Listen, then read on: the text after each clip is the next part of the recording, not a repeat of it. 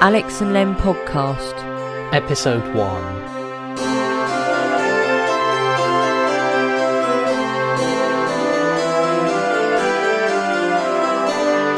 In this episode, Alex and Len start a series of podcasts. Enviro 400ER in Brighton and Hove. Stadler classes 745 and 755 FLIRT.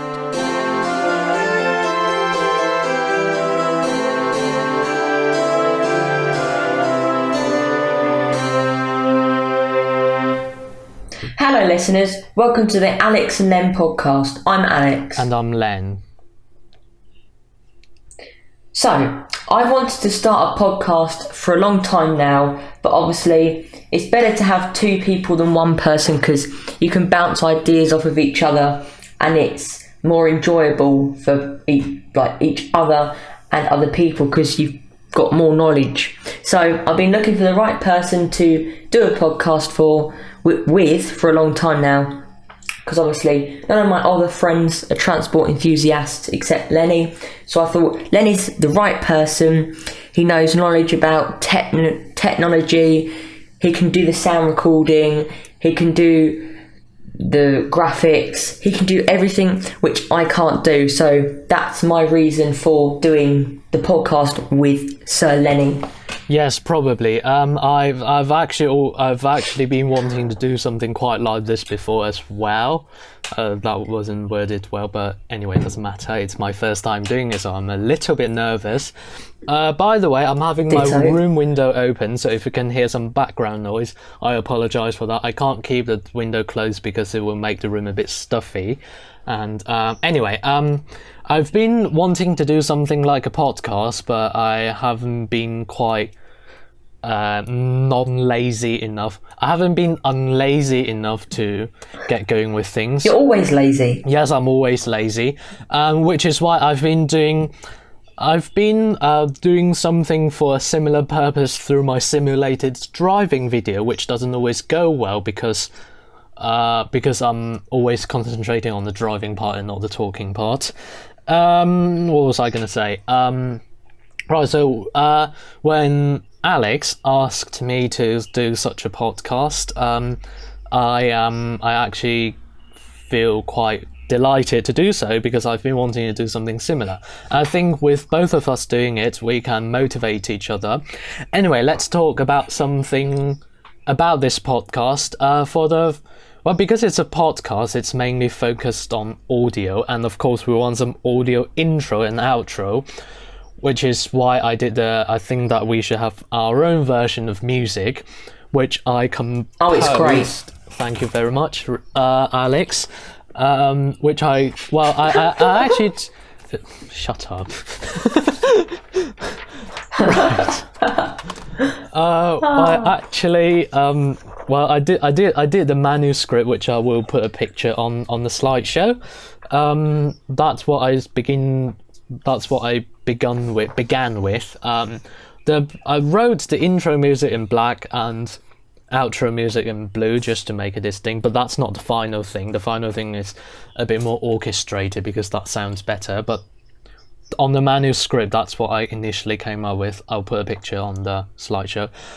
Because we were thinking of which platform to publish or to distribute such a podcast, and we decided to do it on YouTube because I've already been doing stuff on YouTube, and I think it's easier to have things in one place. And even though the drawback of YouTube is that it's technically a video in a video format, you can't really just listen to the audio. You have to have the video open. Although if you're on Windows, you can just minimize the window and listen to the audio, or you can play it on a separate device. But if you're on Android, you would probably need some premium subscription, or you can just play it on the Chromecast.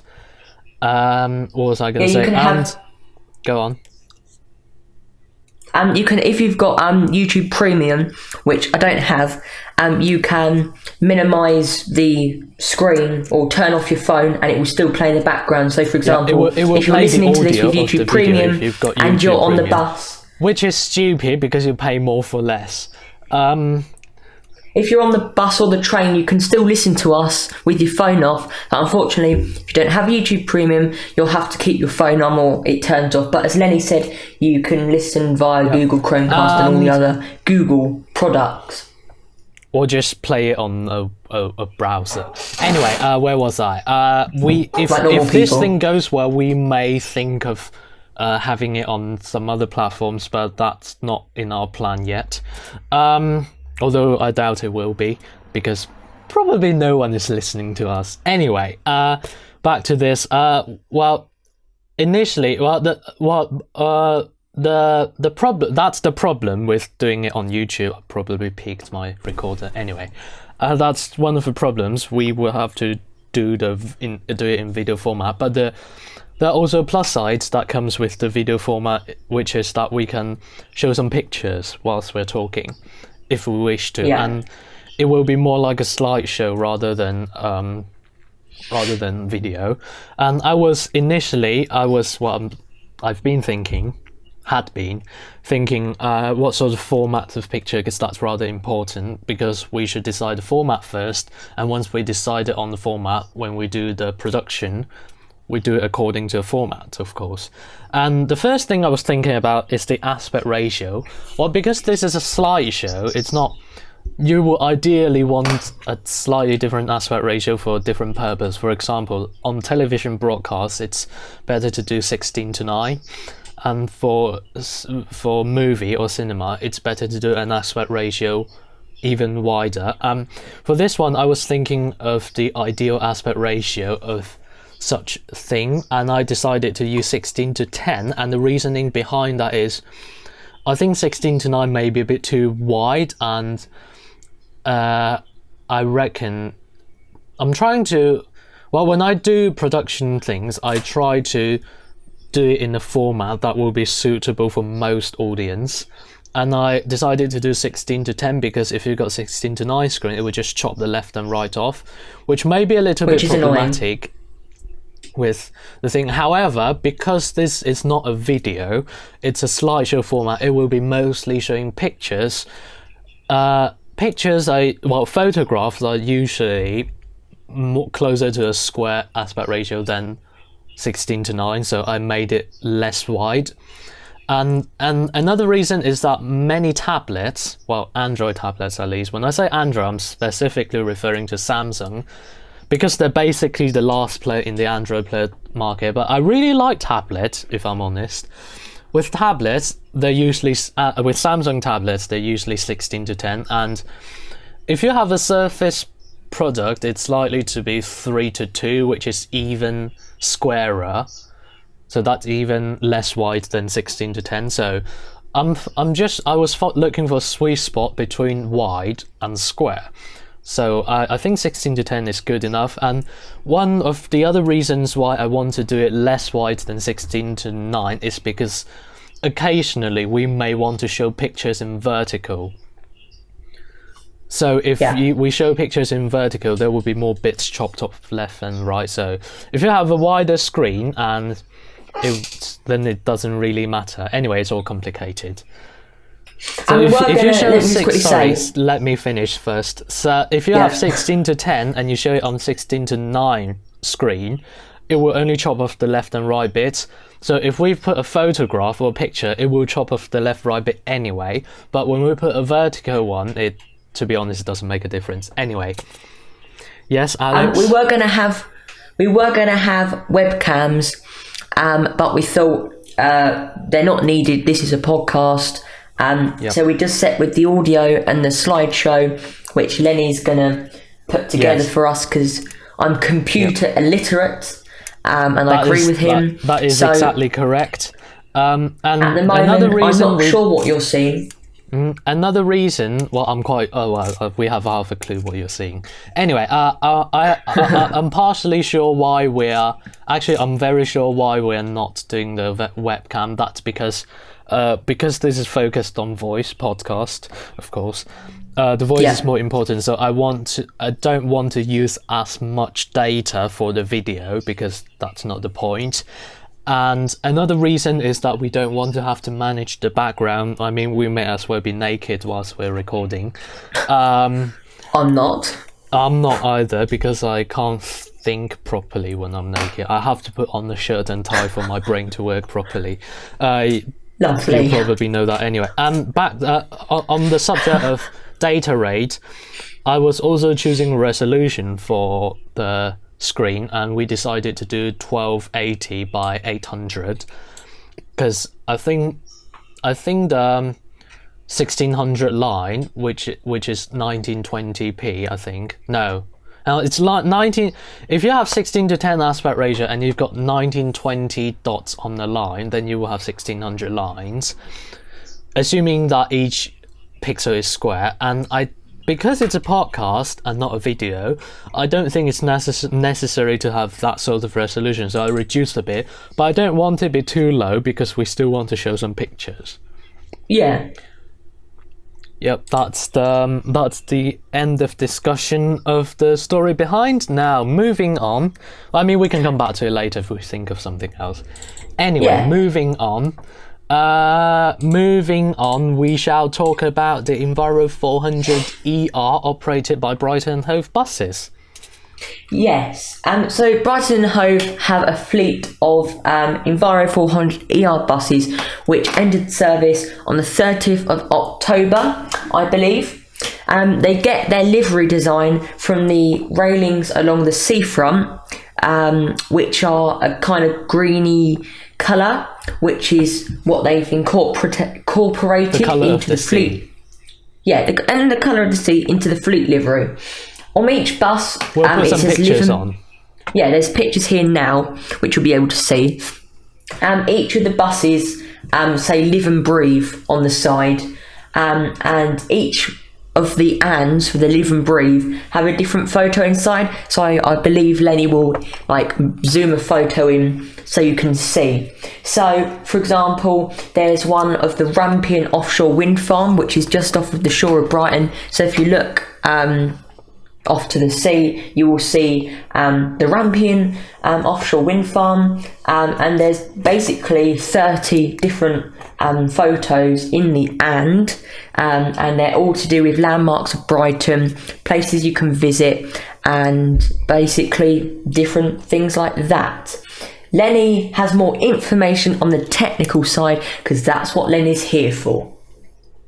Well, I'm basically made up of mathematics. Anyway, just before I go into that, I forgot to mention that the way we're recording this is that Alex is recording his own voice and I'm recording my own voice, so that's separate recording, and then we are communicating through some media, through some telecommunication media, which may or may not be always the same. So he may break up a bit, he may be saying something which I can't hear immediately. Anyway, back to Enviro 400ER. That's the problems with lockdown. Yeah, that is correct. Except even if there wasn't lockdown, we can't meet each other that often because we live quite far away by physical distance. Anyway, back to Enviro 400ER. Yeah. What was I going to say? ER stands for electric range. What that means that it doesn't really mean anything. It just means that it runs on electricity. Although it doesn't just run on electricity. They call it, what they call it is geofenced hybrid. Geofenced means that it's activated according to location. Geo. And fenced. We put fence virtually. And what that basically means is that it's a hybrid bus, and it will turn to electric mode when, depending on the location, which the operator can pre-program into the omnibus. It's got an onboard GPS system, which frankly many buses do nowadays. And the propulsion system, it's basically I think I peaked my recorder again. Anyway, the propulsion system it's got a diesel generator, and then it's driven by electric motor, just like the hybrid bus. Well, because it is a hybrid bus, that's known as a series hybrid, which is when you've got a battery and a diesel generator to provide the electrical power, and the bus is mechanically driven by the electric motor. However, the Enviro 400ER is different from the conventional hybrid in the way that you can't charge the Enviro 400ER, which in its own defeats the purpose of having a hybrid bus. The point of having a hybrid is that you charge it and you fuel it. You don't just charge it and you don't just fuel it, because the energy conversion you can lose some energy. So there's that problem, which isn't so problematic until Brighton have decided to market themselves as zero emission. The only zero emission bit about the bus is when the engine is off, just like anything else. When you turn off the engine, it doesn't emit anything, but when you turn it on, it does. So you can consider that as a bit of false advertising, but I don't really want to tell any individual or company off on the podcast. The Enviro 400ERs, operated by Brighton Hove, they don't have conventional exterior mirrors. Instead, they have something called camera monitor system, CMS. So they put cameras and monitors in place of the mirrors. Such camera monitor system comes from a company called Stone Ridge, and the product lineup is called Mirror Eye. The ones on each side has got two cameras. One is the camera, and another one is a wide angle view. Buses in Britain don't always have the wide angle view. What's it called? Mirror. Anyway, so that can be a plus. However, when I went on them, the first problem I discovered is that the sky is usually overexposed on a sunny day. So that problem can be solved by using high dynamic range cameras and possibly do some processing on the But the problem with using that sort of higher data rate, well, that it does require a higher data rate and higher processing power.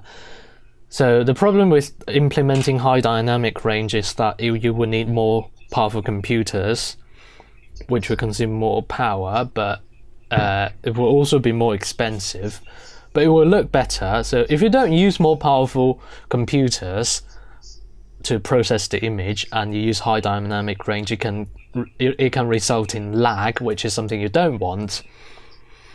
Yeah, that's what I've got to say. Oh, actually, I wanted to say briefly how them compare to Mercedes Mirror Cam. I know I said that in one of my simulated driving video of the Enviro 400 MMC. Anyway, oh yes, by the way, the Stone Ridge Mirror Eye on the ADL buses, it's not just on the Enviro 400ER. I think they're available as an option on all their lineup of products. Anyway, compared to Mercedes Mirror Cam, the Mirror Cam, on one side they only have one camera rather than two, but on the monitor they show a whole image, which is the wide angle view, and a cropped image, which is the not so wide but larger view. I personally prefer the Mercedes Mirror Cam because they stick out more, and you can see more of the side of the vehicle, which is particularly important when you want to see where the end of your vehicle is, so that you can decide to make a particular turn. Yep, there's that. I should have pointed out, sorry to interrupt, that the new buses are for the Route 5. I didn't mention that. Sorry, I forgot to say that there. For the Route 5 in Brighton. That's not just for the single route, it's for the Route 5s. So there's 5A and 5B, not 58. But they've also been drifted onto other routes also. So I think there's been some on the 7 and some on the 6.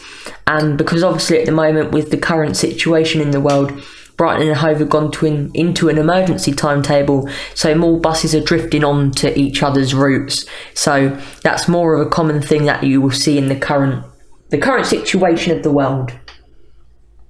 Yes, and also the Enviro 400ERs operated by Brighton and Hove, they have a different livery than the other buses, which Alex has just mentioned at the very beginning. What was I going to say? Yes, well, you can put them on different routes, of course. That's the point of omnibuses. Yeah. You can just drive them anywhere. I thought it's because as opposed to trams. You've got to like change the geotech, the technology for when it knows to turn the engine off. You know, the hybrid engine and stuff. But I'm not into engine stuff like that. So obviously, that's Lenny's side of things. Not into engineering. No. I take photos. That's right. I think I've missed something with the podcast thing, but I can't think what it is. Anyway, moving on. Oh, it's already about 20 minutes into. How lovely. I think we're managing quite well, actually. We have, but unfortunately my recording stopped at 16 minutes, but luckily I changed it straight away, so we shouldn't have missed any audio. That's the thing with this silly pandemic at the moment. So this is a test one. That's the thing. Well, no, but even when we don't have a pandemic, we can't really meet each other often because we live quite far away from each other physically. But anyway, so that well, from what I heard, what I comprehend is that you may hear a bit of miss of the audio.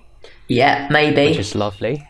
How great. A bit of skip in between here. Alex is recording. Anyway, moving on to the next topic. Well, before that, by the way, Alex and I are working on, were working on a video project code-named Operation Z. Yeah. So that's basically it branched off from when I did the long video, which actually lasted for 2 hours and 40 minutes of train spotting in 2019, and I think that video, most of it's all about trains and a little bit off topic. What was I going to say? Some of the bits are interesting, some of the bits aren't. So what I'm thinking is that I want to do another video, but only have interesting bits and make it shorter, about an hour. The reason why I want to do that is because I reckon that I quite enjoy working on the long video, but in the past I've been putting everything else down to do a long video, but this time I'm not going to do so. I'll work it alongside the conventional Len Lemon and Len Diesel videos.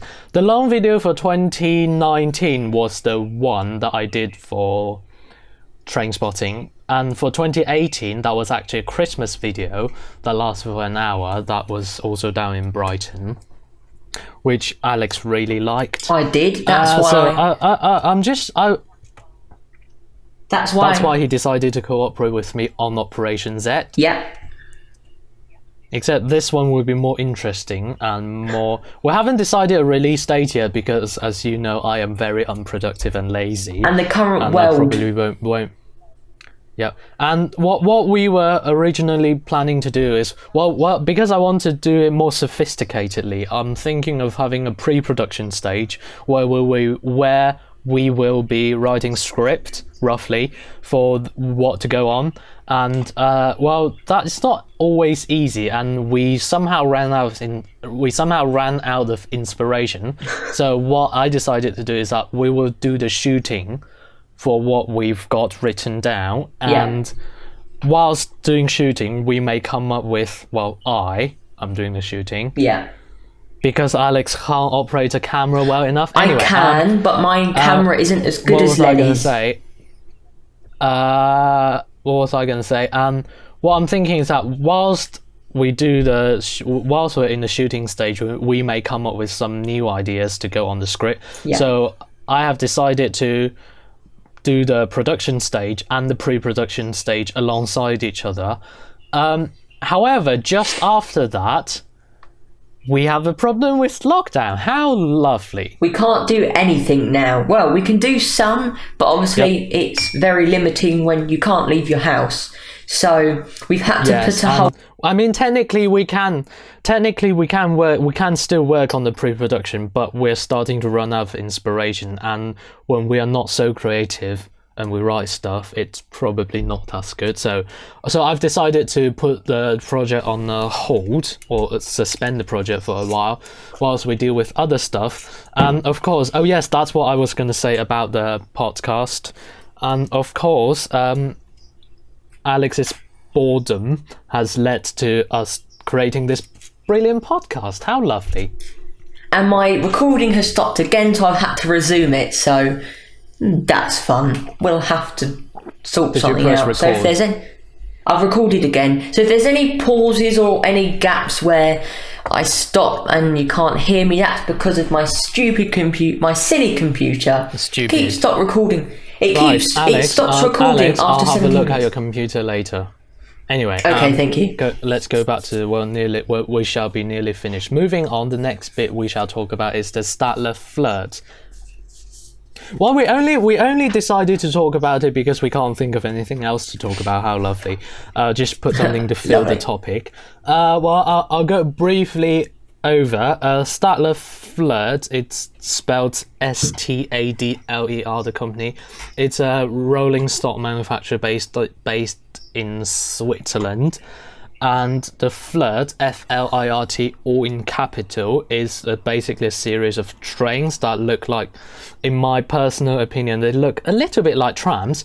In fact, the Stadler FLIRT on British Rail have some characteristics of trams that other trains on the British Rail don't, but some other trains on some continental European railway they do, such as the Bombardier, Talent 1 to 3.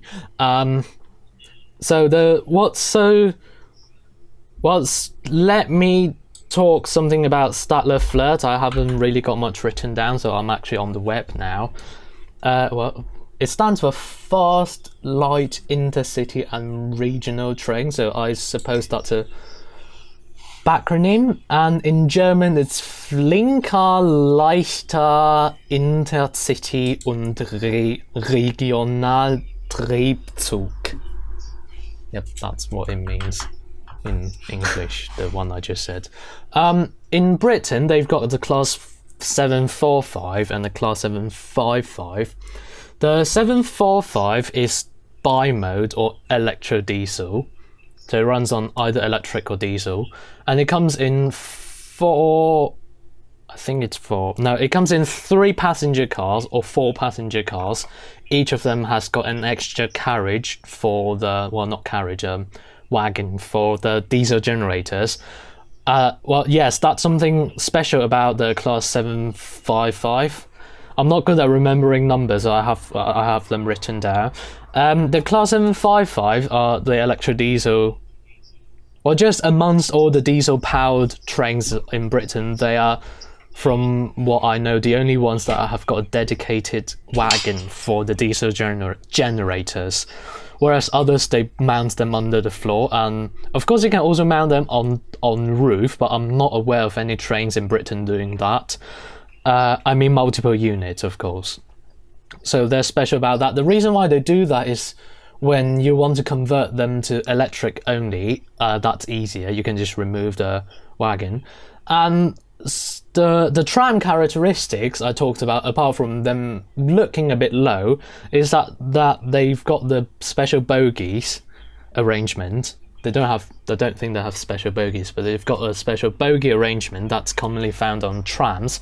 Basically, for the Class 755, which is the 3 or 4 plus 1 car section, bi-mode multiple units, that one, at the end, it's got an individual bogie at each end, and then in the middle, each bogie is shared between 2 coaches or wagon.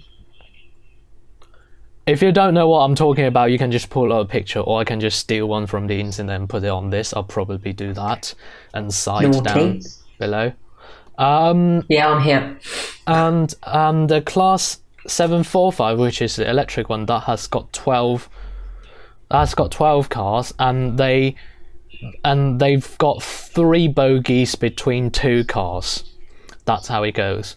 So you've got the two cars at the end. So you've got car 1 and car 2, and then it's got 3 bogies, one at each end and one in between, shared between them. And then they've got that arrangement throughout, copied and paste, if you know what I mean.